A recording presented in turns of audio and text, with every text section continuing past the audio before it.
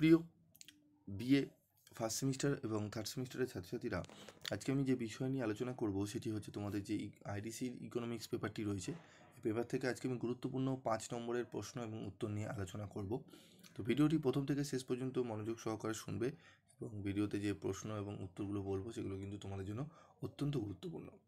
তো চলো আমরা কথা না বাড়িয়ে দেখে নিই আমাদের কি রয়েছে গুরুত্বপূর্ণ প্রশ্নে। প্রথম প্রশ্নে রয়েছে, চাহিদার সূত্রটি বিবৃত করো।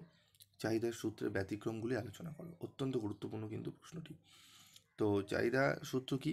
ক্রেতার আয়, সংশ্লিষ্ট দ্রব্যের দাম, ক্রেতার রুচি ও পছন্দ, সময় ইত্যাদি বিষয় স্থির অবস্থায় কোনো দ্রব্যের দাম বাড়লে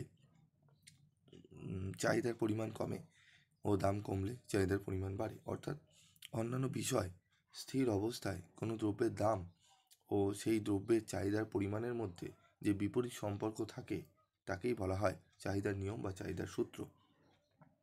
চাহিদার সূত্রের ব্যতিক্রমগুলি চাহিদা ও দামের স্বাভাবিক সম্পর্ককে ভঙ্গ করে।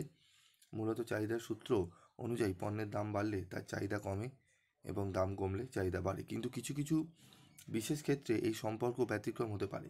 নিচে উল্লেখ করা হলো এমন কিছু ব্যতিক্রম। প্রথমে গিফেন দ্রব্য। গিফেন দ্রব্য হলো এমন পণ্য যা নিম্নমানের এবং নিত্য প্রয়োজনীয়। দাম বাড়লেও এই পণ্যের চাহিদা কমে না, বরং কোনো কোনো ক্ষেত্রে বাড়ে, যেমন চাল বা আলুর মতো খাদ্যদ্রব্য। উচ্চ মর্যাদাযুক্ত দ্রব্য বা জাঁকজমকের দ্রব্য। ক্রেতা এমন কিছু দ্রব্য কেনে যেগুলি ভোগের জন্য কেনা হয় না, শুধুমাত্র মর্যাদা বা আড়ম্বর দেখানোর জন্য কেনা হয়, যেমন মণিমুক্ত, ব্যয়বহুল সুগন্ধি দ্রব্য, বেশি দামের অলংকার ইত্যাদি। এই সমস্ত দ্রব্যের দাম কমলে চাহিদা কমে, কারণ দাম কমার ফলে ক্রেতার অর্থ গৌরব বা মর্যাদা প্রকাশ পায় না। অপরপক্ষে এই সমস্ত দ্রব্যের দাম বাড়লে চাহিদা বাড়ে। নেশা জাতীয় দ্রব্য। যেসব পণ্য মানুষকে আসক্ত করে, যেমন সিগারেট, মদ ইত্যাদি, সেই পণ্যের ক্ষেত্রে দাম বাড়লেও এর চাহিদা অপরিবর্তিত থাকতে পারে বা কমে না। আসক্তি থাকায় মানুষ পণ্যটি কেনা বন্ধ করে না। শেয়ার বাজার। কোনো কোম্পানির শেয়ার দাম বাড়লে ওই শেয়ারের চাহিদা বাড়ে, কারণ শেয়ার ক্রেতারা আশা করেন ভবিষ্যতে ওই শেয়ারের দাম আরও বাড়বে এবং প্রাপ্য মুনাফার পরিমাণও বাড়বে।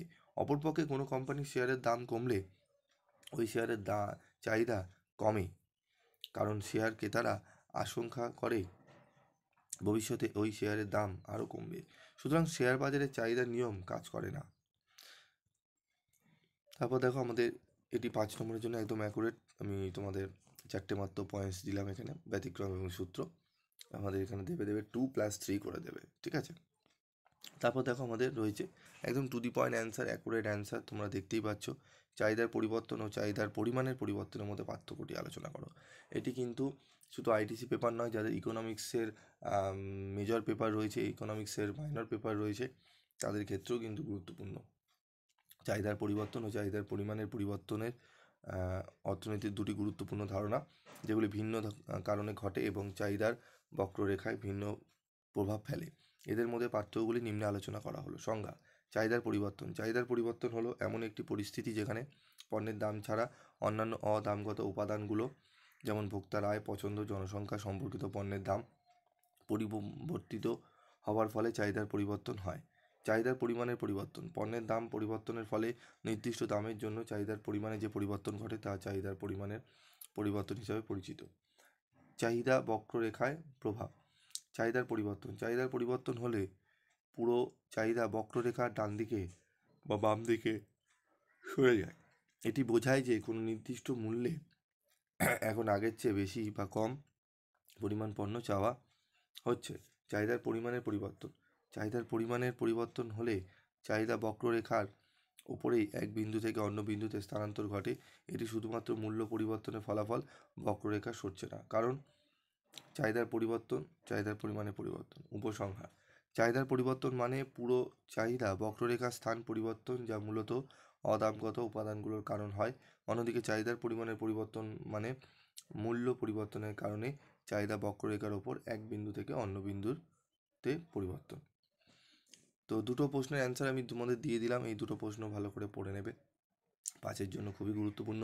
এবং তোমাদের জন্য স্টাডি মেটেরিয়ালও তৈরি করা রয়েছে। যারা স্টাডি মেটেরিয়াল কিনতে চাও, পারচেস করতে চাও, 7278981430 এই নাম্বারে যোগাযোগ করে তোমরা পারচেস করে নিতে পারো। আজকের মতো ভিডিওটি শেষ করছি, দেখা হচ্ছে পরবর্তী ভিডিওতে। সকলে ভালো থেকো, সুস্থ থেকো।